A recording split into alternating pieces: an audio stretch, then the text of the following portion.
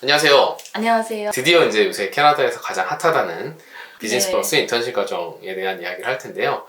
전 책슨 수가 300명 정도 되세요. 그죠? 네. 클래스의 숫자로만 봐도 거의 30개 가까운 클래스를 유지하실 거고요. 반을. 그죠? 네.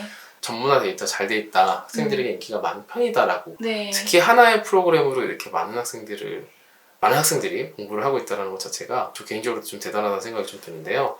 자, 그럼 먼저 어떤 프로그램들이 좀 마련이 되어 있는지, 비즈니스와 어떻게 구별을 해야 되는지 기본적인 안내부터 좀 부탁드릴게요. 코업 과정은 크게 두 가지로 나뉘어요. 하나는 호스피탈리티 과정이 있고요. 다른 하나는 비즈니스 과정이라고 보시면 되세요. 비즈니스 안에서도 또 세부적으로 두 가지로 나뉘는데요. 한 가지는 비즈니스 커뮤니케이션, 다른 한 가지는 비즈니스 파운데이션이에요. 그래서 이 차이를 간략히 설명을 드리면 비즈니스 커뮤니케이션 같은 경우에는 조금 더 비즈니스 회화 위주, 수업도 스피킹 위주의 수업이라고 보시면 되세요. 네. 그래서 배우는 과목 같은 것도 세일즈라든지 비즈니스 상황에서 쓰시는 이메일, 회화, 프레젠테이션 스킬, 인터뷰 스킬 이런 위주로 배우실 거고요.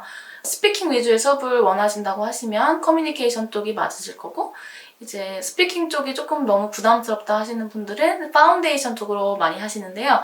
파운데이션은 조금 더 이론에 가까운 수업이에요.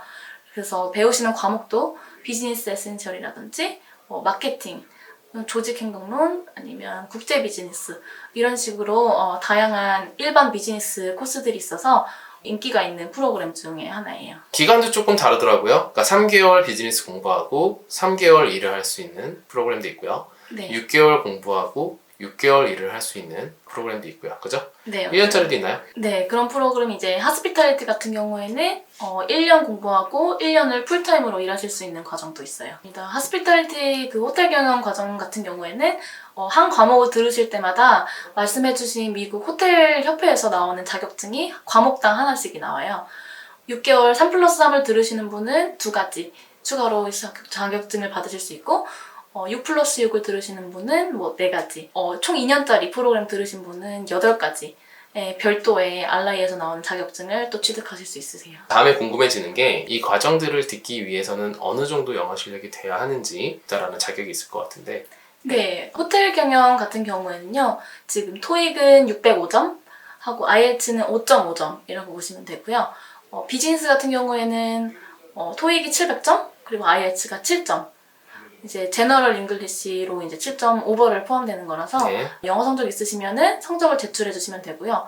만약에 영어 성적이 없으신 경우에는 저희 학교 자체 온라인 테스트를 보실 수 있으세요.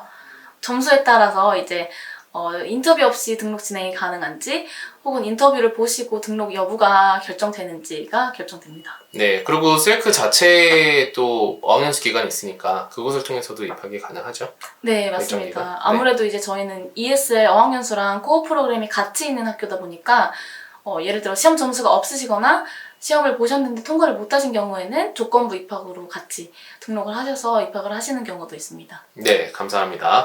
자, 그러면 여기서 이제 조금 궁금한 게 비즈니스 수업을 듣고 이제 코업을 해야 하는데 실질적으로 취업이 잘 되고 있는지, 네. 또 취업과 관련된 어떤 도움은 좀 주시는지 학교에서 이런 것들이 좀 궁금할 수 있거든요. 기본적으로 도움을 드리는 거는 이력서 첨삭부터 인터뷰 예행 연습, 혹은 특별히 원하시는 직종이 있으시다면 어떤 포지션들이 지금 나와 있는지 코어 풀타임 오피서분께서 모든 방면에서 도와주시고 있고요.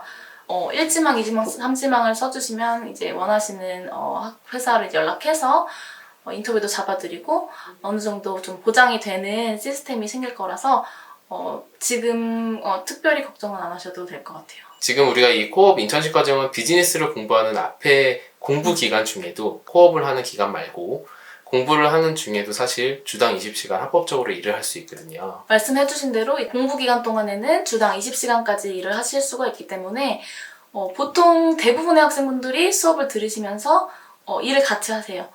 그러다가 이제 유급 인턴십 기간이 되면은 현재 일하고 계신 곳에서 시간을 늘려서 쭉 계속 이어서 일을 하시는 분들이 많기 때문에 취업에 크게 문제가 있거나 하시는 분들은 없으세요. 그럼 여기서 이제 또 재밌는 질문 하나 드릴게요. 사실 지금 과정이 3개로 나눠져 있긴 해요. 크게 2그룹이지만 네. 어쨌든 3개로 뭐 비즈니스 커뮤니케이션, 파운데이션, 그리고 하스피탈리티 이렇게 3개로 나눠져 있는데 지금 셀크에 300명 되는 학생들은 이게 좀 인기 있는 과정이 딱히 있는지 3개 중에서 비율로 따지자면 하스피탈리티나 비즈니스나 1대1이라고 보시면 되세요. 네. 반은 하스피탈리티에서 공부를 하고 계시고 반 정도는 이제 비즈니스에서 공부를 하고 계신데 비즈니스 안에서 조금 더 선호하시는 분은 3+3 예를 들어서 이제 6개월 과정을 하셨을 때는 비즈니스 커뮤니케이션 쪽을 많이 들으시고요.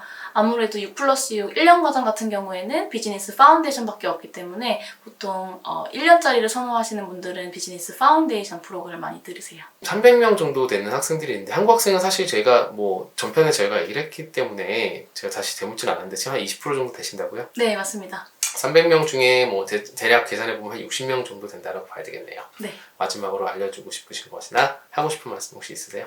요즘 다른 학교 같은 경우에는 코업 프로그램이 이제 신생인 경우가 많아요. 요즘 이제 코업을 많이 하시다 보니까 어학원에서 코업을 이제 하시려고 이제 새로 만드신 프로그램인 경우가 많은데 저희 학교는 이제 밴쿠버에 시작한 지는 2012년부터 시작이 됐고요.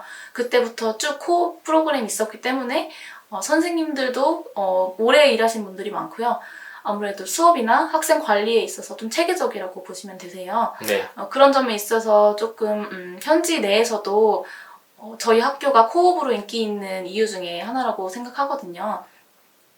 그래서 아마 코업을 생각하고 오신다면은 밴쿠버에서 저희 학교도 굉장히 괜찮다고 생각됩니다. 네, 사실 비즈니스나 코업만으로 300명을 유지하는 학원은 사실 캐나다에서도 좀 찾아보기 어려운 것 같아요. 분명히 그만한 이유가 있을 거라 생각을 합니다. 네, 아무튼 너무 감사하고요. 다음 편에 넘어가서 저희 개강 첫날이라던가 또 셀크를 선택하고 입학을 한 학생들이 어떤 준비를 해야 하는지 그런 이야기 좀 나눠보도록 하겠습니다. 감사합니다. 감사합니다.